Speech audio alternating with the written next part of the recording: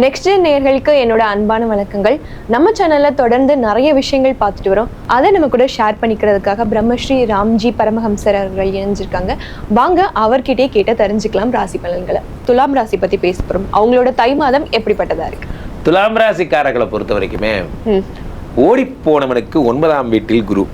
இந்த வருஷத்தோட தொடக்கம் எப்படி இருக்குன்னா, பொன்னார் மேனியனே அப்படிங்கிற மாதிரி அந்த 9 கூடைய அந்த குரு பகவான் அப்படி அருளாசியா தரார். அப்படி தங்கமலை தங்கலான் தங்கலானே அந்த மாதிரி தான் அப்படியே தங்கத்தோட ஸ்டார்ட் பண்றாரு.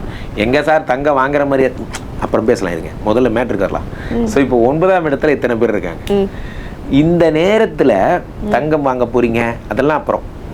முதல்ல கார் வாங்க போறீங்க, அதான் நடக்குது. இந்த தை மாசம் தொடங்குற உடனே என்ன வாங்கலாம்? இவங்க ஒரு ஆர்த்தரப்பிரனரா மாறிட்டாங்க. செல்வியா, இப்போ உங்கள் கையில் ஒரு 5 லட்ச ரூபா கொடுக்குறோன்னு வச்சுக்கோங்க. இப்போ நீங்கள் என்ன பண்ணுறீங்க? 5 லட்ச ரூபாய்க்கு நகை வாங்குறீங்க, அல்லது சொத்து வாங்குறீங்க, அல்லது அப்பா அம்மா கிட்ட கொடுக்குறீங்க, ஏதோ ஒன்று பண்ணுறீங்க. ஒரு ஆர்த்தரப்பிரனர் என்ன திங்க் பண்ணுவார்? அவர் என்ன பண்ணுவார்னா, இந்த 5 லட்ச ரூபாயை பிஸ்னஸில் போட்டு 5-50 ஆக்குறது எப்படின்னு யோசிப்பார். கண்டிப்பாக அந்த மாதிரி இவங்க எண்ணங்கள்லாம் மாறிடும். 5 லட்ச ரூபாய் வச்சு இன்னொரு பிரான்ச்சைஸ் ஆரம்பிச்சிடலாமா, இன்னொரு கடை போட்டலாமா, இப்படி யோசிப்பாங்க இவங்க. இப்போ எண்ணங்கள்லாம் மாறி போச்சு உங்களுக்கு. 4ஆம் இடத்துல ஒரு ஊரே போய் உட்காருது. யாருன்னா 2-7 கூடிய செவ்வாய் இவர் போய் உட்கார்றாரு. அப்போ என்ன ஆகும்னா, 4ஆம் இடம் என்பது சொத்து வாங்கும் இடம். அப்போ என்ன ஆகும்னா, சொத்து வாங்கிறது, இடம் வாங்கிறது, கார் வாங்கிறது. அப்படி அந்த இடம் என்ன பாருங்க, அண்ணா அது வாக்கியாலே அது வேணாண்ணே, அது பக்கத்தில் இருக்கிற ஒரு சந்து போதே அது அண்ணா அது கவர்மெண்ட் கோட்டர்ஸ்னே அப்படிங்கிற மாதிரி. துலாம் ராசிக்காரங்க பெரும்பாலும் பாருங்க, ஒரு பிரிட்ஜுக்கு தாண்டி தான் அவங்க வீட்டுக்குள்ளே போகணும். ஒரு பிரிட்ஜ் இருக்கும், போகிற வழியில் ஒரு பிரிட்ஜ் வரும், அதை தாண்டி போகணும். துலாம் ராசிக்காரர்களுக்கு பெரும்பாலும் அவங்க வீடு 2 பெயர் கொண்ட ஒரு தெருவில் இருக்கும். அந்த தெருவில் 2 பேர் மிக்ஸ் ஆகும், இந்த மாதிரிலாம் இருக்கும். துலாம் ராசிக்காரர்கள் இதே வந்து பார்த்தீங்கன்னா பெரும்பாலும் உயில் சொத்தும்பாங்க. அப்பா சொத்து அவங்களுக்கு டிஃபால்ட்டாக உண்டு துலாம் ராசிக்காரர்களுக்கு. இதெல்லாம் அவங்களோட குணங்கள். துலாம் ராசிக்காரர் இயற்கை விவசாயத்திலாம் ரொம்ப இன்ட்ரெஸ்டடாக இருப்பாங்க இந்த மாதிரி. ஸோ இவங்க சொத்து வாங்குறது ஒன்றும் பெரிய விஷயம்லாம் ஒன்றும் கிடையாது. இவங்க பெரிய பிஸ்னஸ் மேன்லாம் இவங்களை சுற்றி இருப்பாங்க. முக்கியமாக இவங்க இருக்கிற இடம் பக்கத்துலேயே ஒரு பூக்கடைலாம் இருக்கும். பூக்கடை, ஃபேன்சி ஸ்டோரு. இவங்க வந்து கடை, பிஸ்னஸ் இப்படியே வளர்ந்தவங்க.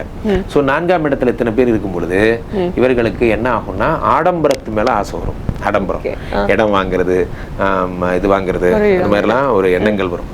நான் 2-7 கூடியவன் உச்சம் பெருக்கும். பணம் விளையாடும். அப்போ அடுத்ததாக அதான் vitamin A, vitamin B, vitamin B, C, D அதெல்லாம் விடுங்க சார். விட்டமின் எம் வந்துச்சா இல்லையா? M for money. M money வந்தா மற்றதெல்லாம் தன்னால அந்த மேஜிக் பண்றது யாரு? M for money. அந்த மணி வந்துடுச்சு. 2ஆம் இடத்துக்குடைய உச்சம் பெறுகிறான். ரைட். அடுத்து முக்கியமான விஷயமாக 9 கூடிய புத பகவான் அவரும் 4ஆம் இடத்திற்கு வருகிறார். திடீர் ப்ரமோஷன். நான் ஃபர்ஸ்டே ஒரு ராசிக்கு சொன்ன மாதிரி, என்ன திடீர்னு எனக்கு கொடுக்குறீங்க, ஏன்னா நம்மளை தேடிட்டு இருக்கீங்க அப்படின்னு. இல்லை, அடுத்த மேனேஜர் நீங்க தான் பேசிக்கிறீங்கண்ணே, அண்ணே நீங்க தான் மேனேஜர், வணக்கண்ணே, குட் மார்னிங்ண்ணே அப்படின்ட்டு. என்ன குட் மார்னிங் சொல்லாதவெல்லாம் குட் மார்னிங் வச்சுட்டு போறான். தை மாதம் வந்துருச்சு, அவ்வளவுதான் சிறப்பு, இனிமேல் நீங்க தான் அடுத்த மேனேஜர். அந்த மாதிரிலாம் நடக்கும். அடுத்ததாக சுக்கிர பகவான் ராசிநாதன் 4ஆம் இடத்துல. அப்போ ஏற்கனவே டிராவல்ஸ் போடுறவங்க யாராவது வண்டி இருக்குன்னா வண்டி ஒரு நிமிஷம் நிறுத்திட்டு அதை கேளுங்க.